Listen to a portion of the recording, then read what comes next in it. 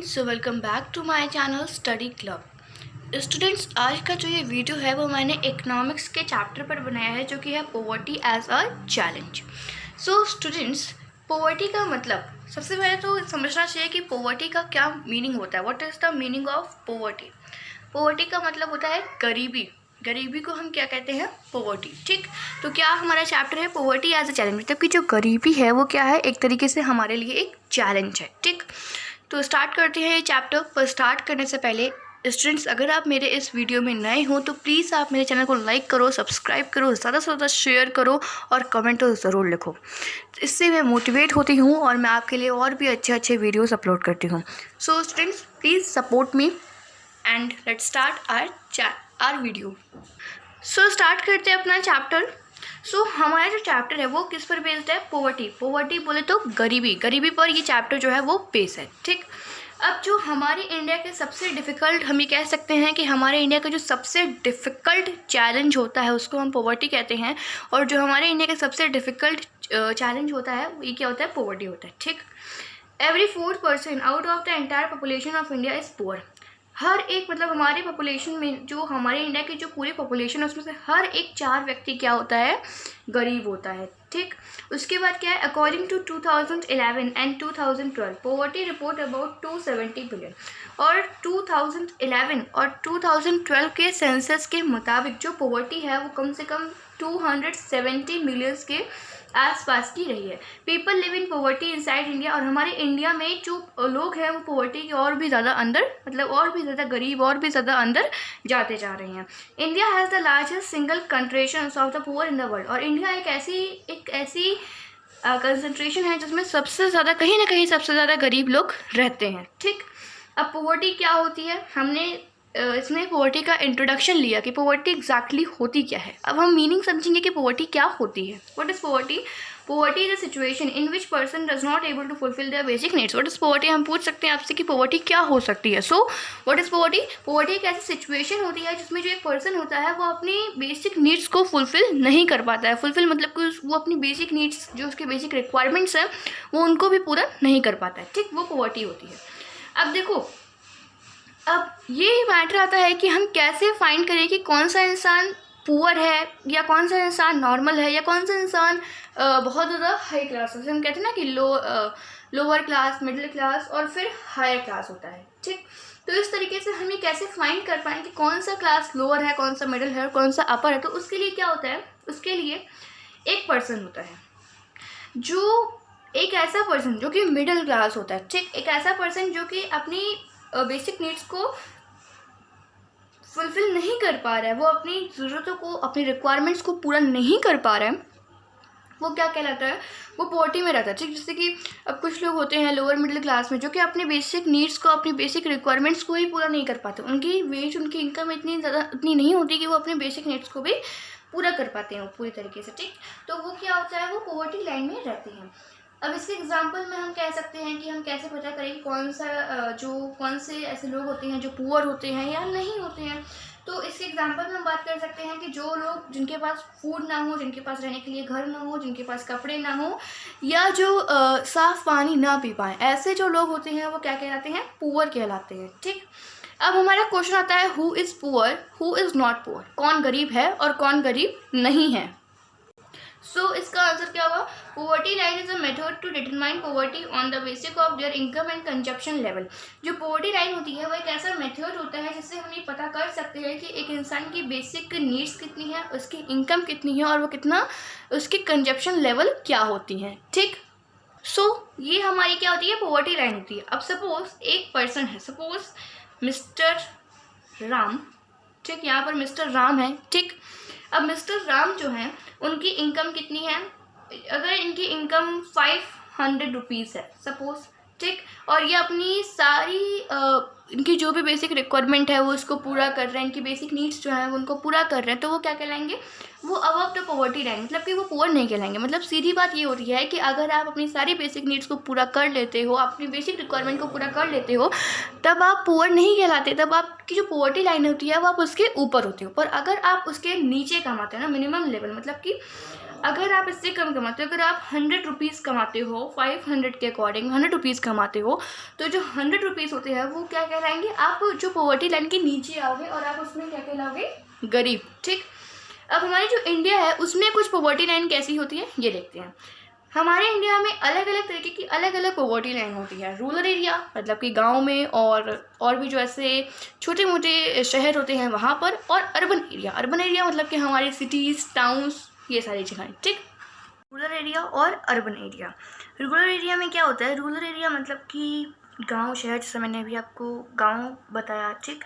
तो rural area में जो इंसान 861 रुपीज़ कमाता है तो वो क्या होता है, वो पुअर नहीं कहलाएगा। अगर आपकी मंथली इनकम 816 रुपये है तो आप पुअर नहीं कहलाओगे, यू आर नॉट पुअर। पर अगर आपकी इनकम 816 रुपये से नीचे है, अगर आप 700 रुपये कमाते हो, अगर आप 500 रुपये कमाते हो, तो आप क्या कहलाओगे, आप पुअर कहलाओगे। तो ये क्या हुई, ये एक पॉवर्टी लाइन हुई रूरल एरिया की, जहाँ पर अगर जो इंसान इतना या इससे ज़्यादा कमाता है वो पुअर नहीं होगा, या जो इंसान इससे कम कमाता है वो पुअर होगा। इंडिया में क्या होता है, जो हमारे सिटीज़ होते हैं वहाँ पर क्या होता है, सिटीज़ में 1000 रुपये पॉवर्टी लाइन होती है। ठीक।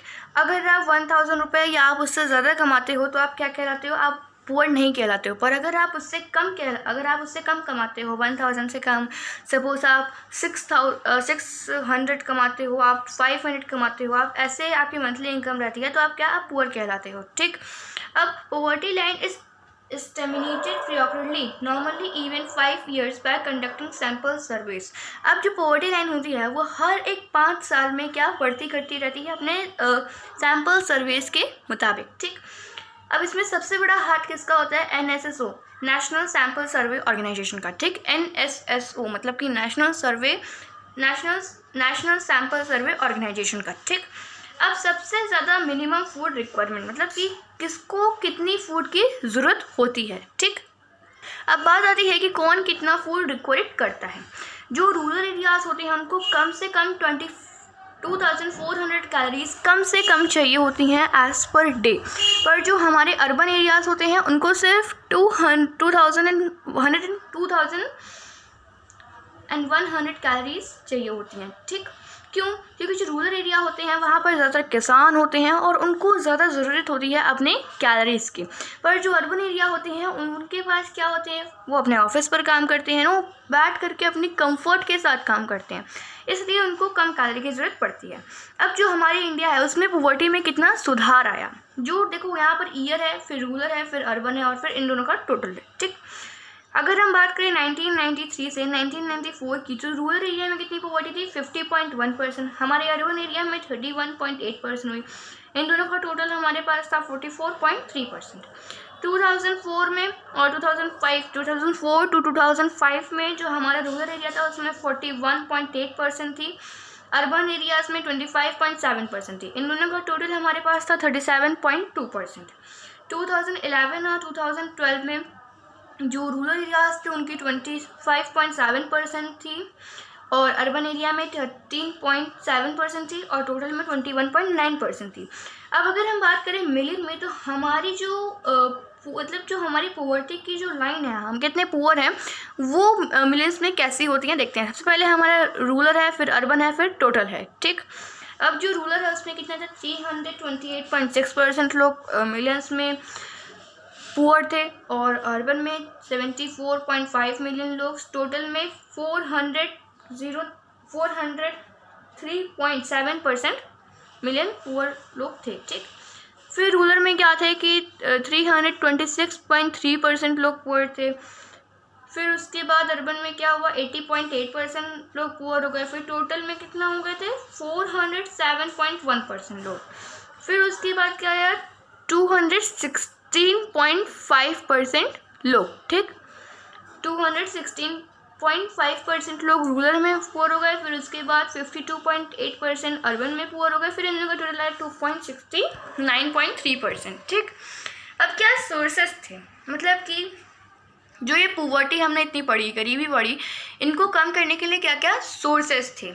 सोर्स क्या थे? इकोनॉमिक सर्वे हुआ 2013 और 2014 में, ministry of finance, government of India. मतलब इन लोगों ने क्या करा कि इन लोगों ने पॉवर्टी को रिड्यूस करने के लिए बहुत सारी टेक्निक, बहुत सारी चीज़ों का इस्तेमाल करा। जैसे कि अब यहाँ पर देखिए 1993 से 1994 तक क्या हमारे पास 45% जो पॉवर्टी थी वो डिक्रीज़ हुई। 2004 में और 2005 में 37.2% कम से कम डिक्रीज़ हुई।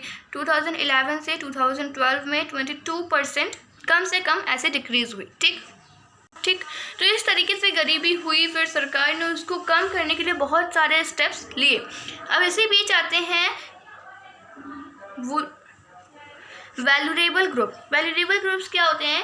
Valuable groups are the groups of those peoples who have more probability of becoming poor in future. Valuable groups एक ऐसे ग्रुप्स थे जिनके पास बहुत ज़्यादा चांसेस थे कि वो अपने फ्यूचर में जाकर के और भी ज़्यादा गरीब हो। जैसे कि शेड्यूल कास्टेड जो SC होते थे वो लोग, schedule tribes, agriculture labours, casual labours etcetera. मतलब कि वो लोग जो कि रोज़ कमाते थे और रोज़ खाते थे, इनके चांसेस बहुत ज़्यादा थे कि वो फ्यूचर में जा कर के और भी ज़्यादा पुअर हों। ठीक, अब इसी के बीच आते हैं इंटर स्टेट डिस्पैरिटी। ये क्या होते हैं? India's most poverty state. मतलब कि हर एक जो हमारे इंडिया में जो अलग अलग स्टेट्स, अलग अलग सिटीज़ होते हैं, उनके अलग अलग तरीके से क्या होते थे कि पॉवर्टी होते थे। ठीक, तो इंडिया में दो ऐसे थे जो कि सबसे ज़्यादा पुअर थे। दो ऐसे स्टेट्स कह सकते हैं जो सबसे ज़्यादा पुअर थे। पहला था बिहार, सेकंड नंबर पे था उड़ीसा।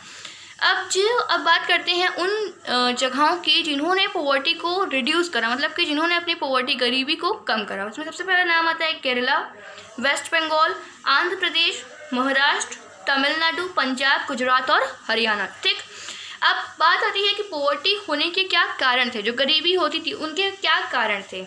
पंजाब और हरियाणा की बात करें तो यहाँ पर जो हाई एग्रीकल्चर, मतलब कि हर एक इंसान एग्रीकल्चर पर डिपेंड था। ठीक, वहाँ की ग्रोथ रेट भी बहुत ज़्यादा इंक्रीज़ हो रही थी और प्रॉपर इम्प्लीमेंट और ग्रीन रेवोल्यूशन ना होने के कारण वहाँ पर इतनी गरीबी हुई। फिर जो केरला था वहाँ पर ह्यूमन रिसोर्सेज को डेवलप करा गया, उनकी एजुकेशन पर और भी ज़्यादा उनके एजुकेशन पर इन्वेस्ट करा। तो इन चीज़ों की वजह से क्या हुआ कि जो पॉवर्टी रिडक्शन, मतलब कि जो पॉवर्टी थी वो धीरे धीरे कम हुई। ठीक, फिर उसके बाद वेस्ट बंगाल में क्या हुआ, पॉवर्टी कैसे रिड्यूस करी, उन्होंने इम्प्लीमेंट प्लान करा। मतलब कि लैंड, वहाँ की जो ज़मीन थी वो उपजाऊ नहीं थी, उन्होंने उस पर ध्यान दिया। फिर आंध्र प्रदेश और तमिलनाडु की पॉवर्टी कैसे रिड्यूस हुई, क्योंकि उन्होंने पब्लिक डिस्ट्रीब्यूशन किया, फूड रेंज को बांटा और सब्सिडी प्राइस, मतलब कि हर एक चीज़ की प्राइस को कहीं ना कहीं कम करा।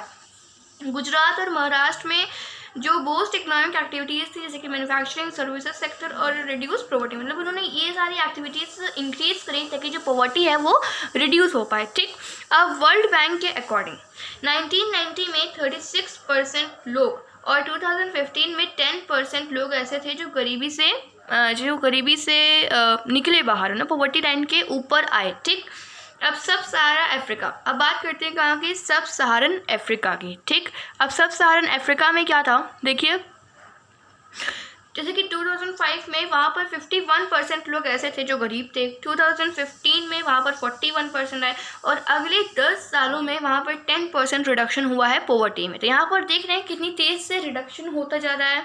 इस तरीके से बात आती है लैटिन अमेरिका की। वहाँ पर 2005 में 10% लोग गरीब थे, 2015 में 4% गरीब थे।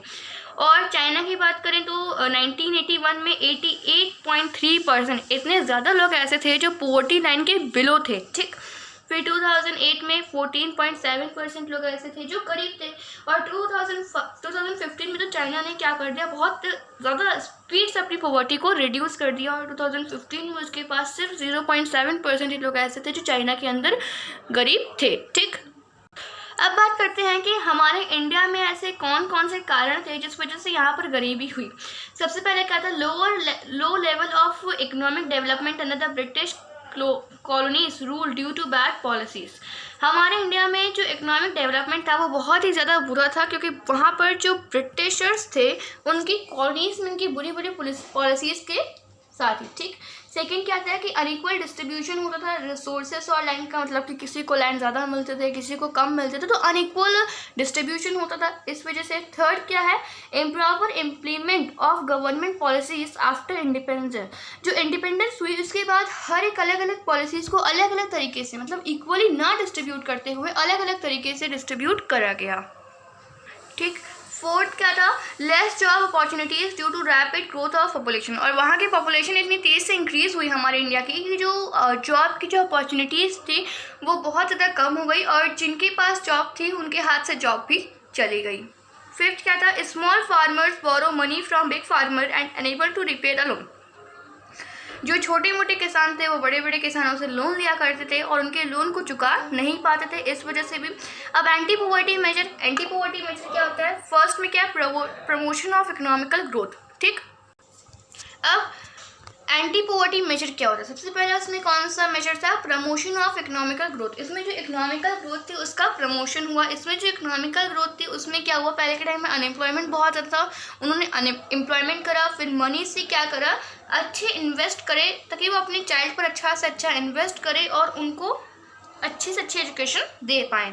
सेकंड क्या था, टारगेटेड एंटी पॉवर्टी प्रोग्राम्स। अब इसके बाद कुछ एंटी पॉवर्टी प्रोग्राम्स है जिसको टारगेट करा गया। पहला क्या था, Mahatma Gandhi national rural employment guarantee act, जिसे हम मनरेगा बोलते हैं, अंडर 2005 में चला, ठीक। इसका एम क्या था, इसका एम था कि हर 100 दिन के लिए हर एक इंसान को एम्प्लॉयमेंट दी जाएगी और उसको वेजेस दी जाएगी और उसके घर के जितने भी हाउस होल्ड जो भी उसकी चीज़ें थी वो उसको दी जाएंगी।